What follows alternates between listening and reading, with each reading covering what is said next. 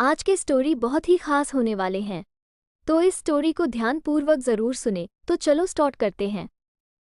दोस्तों, आजकल प्यार होना, फिर शादी होना और कुछ ही समय में डिवोर्स होना इतनी आम बात हो गई है कि ज्यादातर लोग ऐसी घटनाओं को अब ज्यादा अहमियत ही नहीं देते। उनकी तरफ से कभी कभी बेवजह ही हो रहे अलगाव को रोकने के लिए भी कोई प्रयास किया ही नहीं जाता। आज की ये कहानी ऐसे ही हो रहे अलगाव की है, जिसे खुद एक पत्नी अपने शब्दों में बता रही है।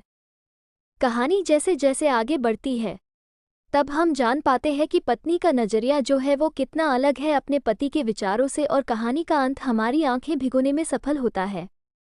मेरे पति पेशे से एक इंजीनियर हैं। मैं उनसे उनके स्थिर, शांत स्वभाव के लिए प्यार करती थी, और जब मैं उनके चौड़े कंधों पर अपना सिर झुकती थी तो मुझे गर्मजोशी और अजीब सा सुकून का एहसास होता था। 3 साल प्रेमालाप और अब शादी के 2 साल बीतने के बाद मुझे ये स्वीकार करना होगा कि मैं इससे थक गई हूँ। मेरे पहले उसे प्यार करने के जो भी कारण थे, अब वही मेरी सारी बेचैनी के कारण बन गए हैं।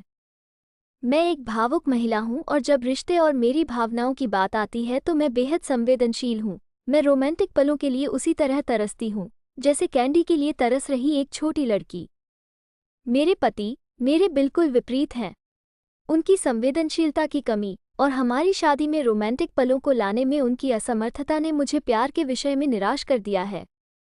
एक दिन मैंने आखिरकार उसे अपने मन की बात बताने का फैसला किया कि मुझे तलाक चाहिए, और मैंने हिम्मत करके उसे बताया। आखिर क्यों? चौंकते हुए उसने पूछा। मैं थक गई हूँ। दुनिया में हर चीज का कोई कारण नहीं होता है, मैंने कहा। वो पूरी रात चुप रहा, हर समय हाथ में एक जलती हुई सिगरेट लिए गहरे विचारों में डूबा रहा। इससे मेरी निराशा की भावना और बढ़ती गई, क्योंकि मैं ऐसे आदमी को देख रही थी जो अपनी दुर्दशा को व्यक्त भी नहीं कर पा रहा था।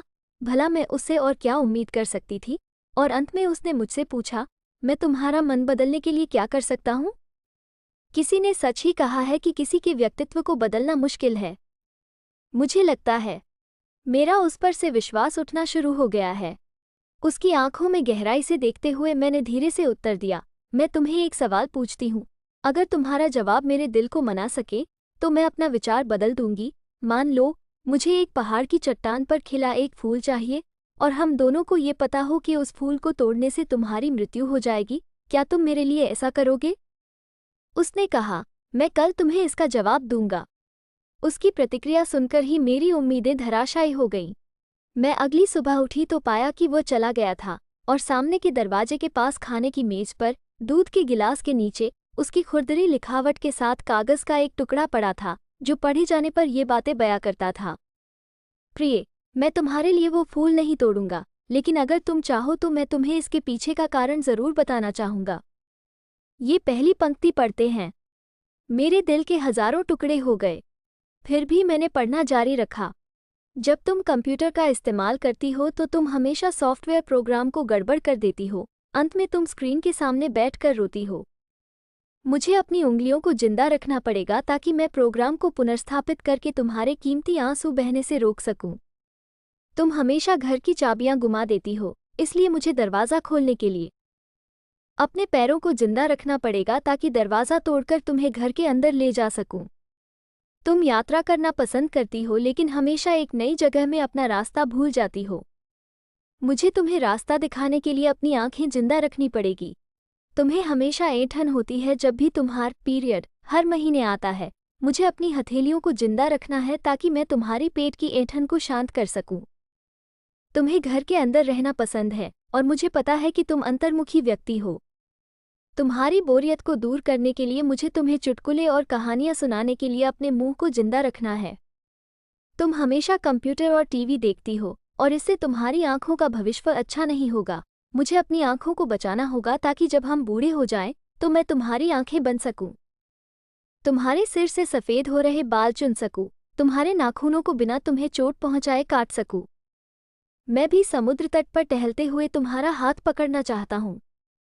जैसे तुम धूप और सुंदर रेत का आनंद लेती हो और खुशी से गाने गुनगुनाती हो, उसे मैं अपने कानों से सुनना चाहता हूँ, इसलिए मेरे कान जिंदा रहने चाहिए।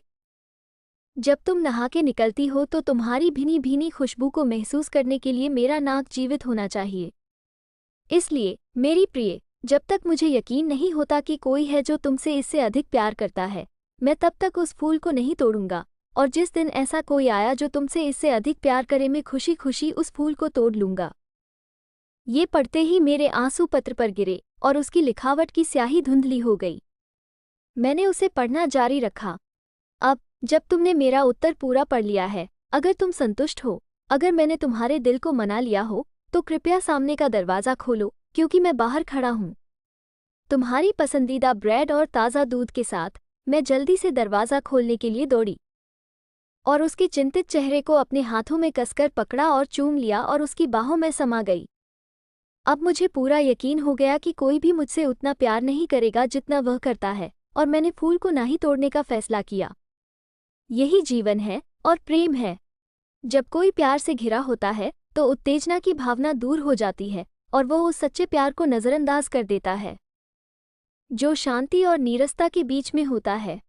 प्यार सभी रूपों में प्रकट होता है, यहाँ तक कि बहुत छोटे और सूक्ष्म रूपों में भी। इसका कभी एक मॉडल नहीं रहा है। ये सबसे नीरस और उबाऊ रूप में भी हो सकता है। फूल और रोमांस प्यार का हिस्सा हो सकते हैं, पर प्यार नहीं। तो दोस्तों, आपको ये प्यार भरी पति पत्नी की कहानी कैसी लगी?